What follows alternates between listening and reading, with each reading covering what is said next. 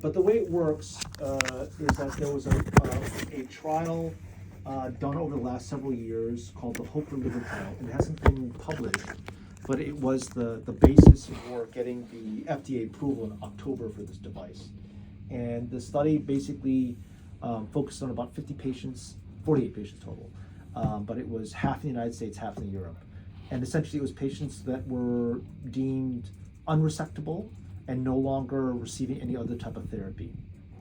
They couldn't have received like radiation treatment or Y90. And the purpose really was to say, could this device treat lesions within the liver? And it wasn't meant to treat the disease. It's just, can we target a lesion and can we destroy that lesion? And in 96% of the cases, they were able to target and treat. And they were successful in destroying those liver lesions.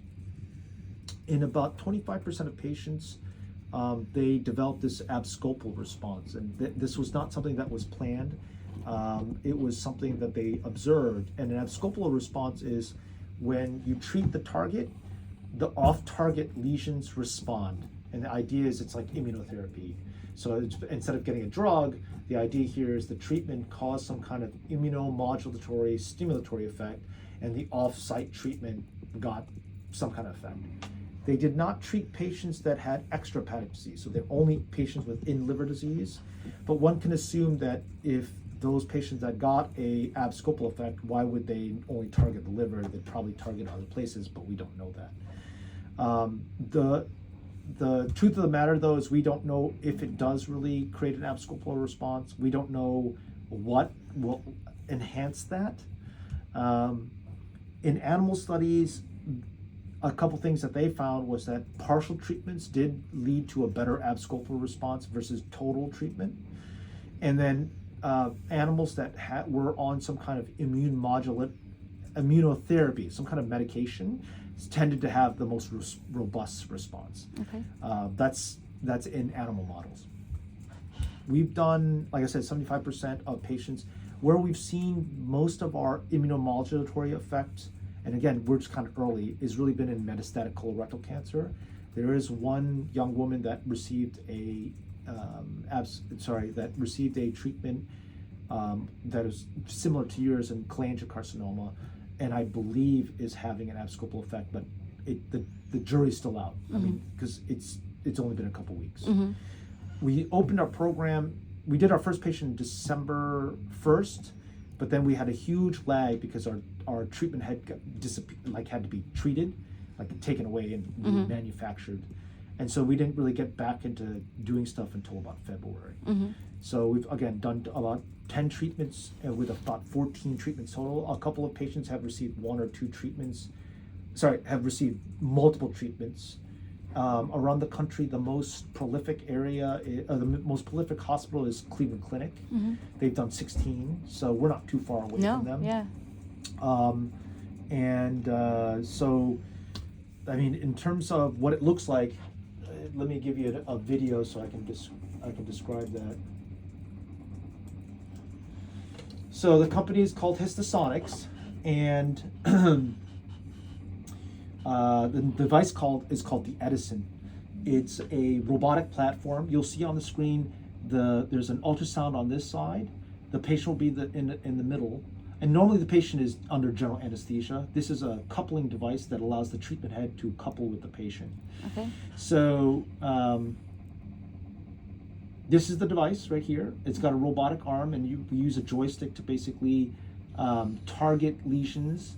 It gives you all this freedom of motions. It can go up and down, right, left, and then it can tilt craniocaudal, right, like they do. Okay, yeah. Okay. Typically on the screen, we'll have images that you've had from before to be able to corroborate with the live image here.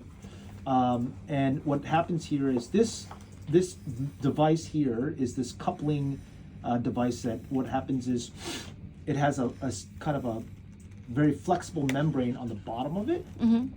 And this is proprietary to the company. This is very important because what happens is you can't perform the procedure in the middle of air. So what happens is you have to have something that conforms to the body. And so this is what conforms to your body when we actually perform the procedure. Okay. So what this does is it attaches to the bottom of that blue tub. and then that blue tub is placed over the targeted area. So what happens is at the beginning, you're asleep, we identify where we think the treatment zone could be, and then what we do is we place this tub over your body. It rests above your body, and then we fill it with water. And you can see the membrane can actually take the formation of your abdominal wall. Does that make sense? That's awesome. So then what happens is we fill the tub with fluid, and then the treatment head is calibrated to the fluid and to your body. So that's brought down into the tub, and what you'll see is the treatment head, the ultrasound you'll see the the liver in real time. And so we use this, and most of the time of the treatment is basically trying to position this treatment head over the lesion that we want to treat. That's what takes a lot of the time. Right. And part of it is because we don't want this treatment head actually touching your body, because if it does, then it applies pressure, and if it applies pressure, then it can actually cause damage to your body. Right. So then what happens is the device itself uses ultrasound in a kind of a high voltage and high amplitude, but very quick pulses, and when it reaches a certain point, it will create this bubble. And what it is basically sound being pushed and reversed, and it creates this vacuum. So they call it a bubble cloud, but what it really is a vacuum, because the water's being pushed and reversed. Okay. And so it creates this like drill that's inside. You can hear it. Okay. And so what happens is when we identify the area that we want to treat, we plan a volume, a spherical treatment zone around the area that we treat, and then it looks like this. So over 8 minutes, this is sped up. You can see the bubble cloud is basically demolishing the tissue in place. Wow, okay. You understand? Yep. And and the device actually is up here, and it's transmitting it through this fluidic stuff. So that's what actually happens inside your body, is that this is what the destruction looks like. Okay. And what it leaves behind is a kind of a slurry, and that slurry, you'll see when this is all completed, this slurry is what we think is this antigenic material that activates the immune system. Okay. As opposed to typically what we'll do is use electricity or energy to destroy the tumor, and the tumor that's destroyed is heated up, and it basically fragments it and necroses it. There's no proteins around for the immune system to identify it. So we think that the abscopal effect is pretty unique to see how I told you that the material is made into this liquid form. Okay. And so what happens though, what's interesting is that the sound is specific to the cellular component. So if you have blood vessels or bile ducts, it doesn't injure those things. So it's very safe. So you get no bleeding, no infections. So this is what it looks like. What happens is that you can actually see the little bubble cloud, which is white, and it'll disappear when it turns off. And so it goes away, and it moves back. It repositions where it wants to go, and then it'll turn back on, and then you'll see the bubble cloud, and it does that. And it basically does it so that you get a spherical area of damage. Okay.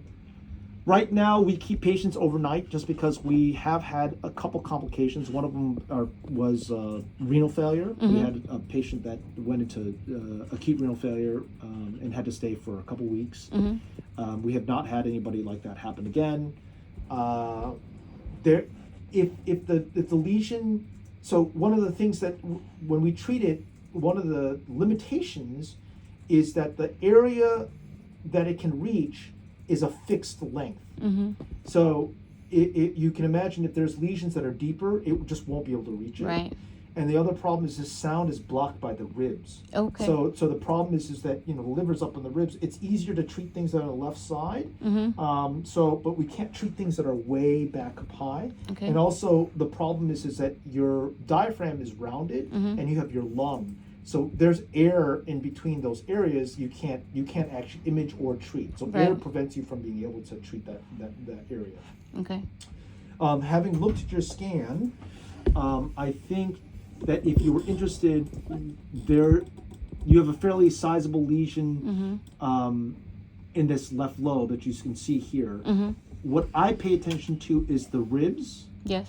Its relationship to it, and if there's any organ parts that will be in the acoustic window. Okay. So I think we could aim for something that would be over in this area. Okay. Because the distance, and remember, what we're really looking at is the trajectory for treatment, we're talking about trying to treat something like here, because what happens is if you look at your rib cage, there's the edge of your costal margin. Okay. So if we keep that in line, like where this thing is, I can only treat things that are kind of below it. Do you see that? Yep. And I can only, so it means I can reach about here, but you see how close this is to your stomach. So I have to be very careful. So what we do is we alter the trajectory to be above that, so that the cone doesn't include that. Okay. But I those are all possible areas that we could treat. We just treat this small area. It would probably be just one to see if we could activate an abscopal effect and cause reduction in the size. Okay.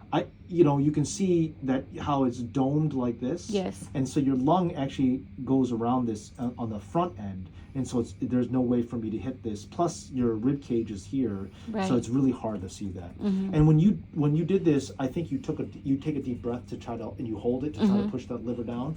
Just remember, when we put the device down, it's going to it's about 10 to 15 liters of water that push on your belly to push up against your liver. So it usually shifts it up. So we have to adjust the ventilation. That's why it's under general anesthesia. Because one of the things is we want to minimize the motion of your liver. And the second thing is that the reason why it's done under general anesthesia is because the way the treatment arm works is it doesn't actually take the image into account. What it does is the person says, hey, here's the device. We want you to treat an area in space. And what happens is your body is in that space. Do you understand? If I move your body, it will still treat what's that area that we targeted. Right. Do you understand? So that's the reason why we don't want people to move. That's why we have someone under general anesthesia. Right. You can't be, if you imagine if you cough, or if you start to fidget, or if someone just a twitch. It will change it will. The device will treat the same area, but there'll be a new area of your body that will be in that space. Does that make sense? Yes, that makes total sense. So that's why it's under general anesthetics. We right now keep people overnight, but after I think our 15th or 16th, and when it's really safe, in a sense that we can say, hey, this is where your test is going to be easy. Truth be told, you probably could go home right after the procedure. With the location that we're treating you, the risk of pain is about 50-50. That's the other complaint that patients have. Part of it is because if it's near the costal margin, your rib cage, the way the treatment does is that it uses energy to try to penetrate through the area and get to that spot. But if it sees resistance, it will raise the amount of energy, and you can get thermal burns to this area. Now, what's interesting is that the burn is very minor. Like, you can't visually see it, you just feel it. And here's the interesting part of it. So the patients that get the treatment that are successful, that have no symptoms, they're a little skeptical. Did I really get treated? You know what I'm saying? Whereas the patient that actually had pain, patients that have pain, they're like, oh yes, I got treated. Definitely got something. And it's weird because you think that was a complication. That people were like, oh, it's meant to be confirmation. But when you're like, oh, I just want to have confirmation that I got treated, when they're in a little bit of discomfort, it's not crazy discomfort. I mean, you can take a Tylenol, a non-steroidal. But when they're in some discomfort, they're like, yes, I finally, I know I got treated. So it's this weird psychological reversal. I can see that. It's kind of interesting how people, but the cool thing is that, again, the pain that they received, most of them were like, it's extremely tolerable, and they go home the next day. Cool. Okay. I do watch over their renal function, for right now, because I'm but if you think about it, I've done 13 treatments with no problems, and only one treatment that really had a major problem. And I kind of think I know why that treatment had that problem. Okay, so I know I've been avoiding that. That's the reason why there's not been that problem. Okay. Renal's kidney? Renal is the kidney. Okay. Yeah. So it wasn't because we treated the kidney. I think we overlapped the blood vessel, and the treatment went for a long period of time. And I think that person, what they did was they got a little bit of boiling of their blood, and their blood ruptured, and all the proteins went to their kidneys. Overload. And then we gave them a contrast study, which hurt their kidneys right afterwards. And so I think that's the reason why that happened. So we now hydrate patients, we wait about 24 hours before we scan them. Do we have to keep them in-house? Probably not. We probably can send patients home. Yeah. And then you could get your CAT scan, like if your kidneys were okay, you get your CAT scan down back where you're home. Right. And that's it, kind of in a nutshell. It's it's not a very hard procedure for you to tolerate. I have done very sick individuals, because they had diffuse disease, and we were just trying to see what the abscopal effect. Now, in terms of the only risk to you is the financial risk, right? And so we're trying to see if we're working through insurances to see if they can give us the approval. And that's kind of the whole kit and caboodle. Okay. It is right now the estimated cost for it is it's pretty expensive. You pay out of pocket, it's about $120,000, but that doesn't include the professional fee for the anesthesiologist. It does not include the CT scan. So there's some other. So the 120 is really just for the procedure. Right. So it's pricier than we anticipated. But this is what our business people do. So, right. So you understand. Oh, I understand. 100%. Yeah. So is this the first time you've had an insurance deny it? No. No. Okay. No, I would say to you 75% of insurance is denied. Okay. And then so what we've done is we appeal, Uh-huh. and we try to get the appeal. Some people, a company has been working with us to try to also say, like, if this is a matter of life and death, then we do it, and then we try to get the appeal afterwards. Okay. But for the most part, we are still too early in our game to say, hey, our appeals are gone through. Right. You know, I think around the country, if more of the institutions, the bigger institutions like Cleveland Clinic, Harvard, Mayo Clinic, when they get their devices and when they start to see an abscopal effect, then it's going to be much more accepted. But we just don't have the data to say, hey, it's going to create an abscopal effect. And so right now, it's mostly on compassionate care use. And so the problem is insurances are like, well, this is considered experimental, and so that's the reason why they give us the denial. Okay. Okay. So we'll continue to work on it like we do. That's the other part of the. If you think about it, that's the part of the other job that I'm doing is just trying to get people to understand the importance of this kind of work. Right. To move things along, because there's people are trying to. It's kind of interesting, like people. Companies and devices and medications come out that are novel, and then what the problem is that, and they show this effect, they see these things happening, but the insurance companies are like, no, we don't want to pay for that, because it's their bottom line is what they want to protect. You see what I'm saying? They're more about their making money, and it's a business. Yep. So when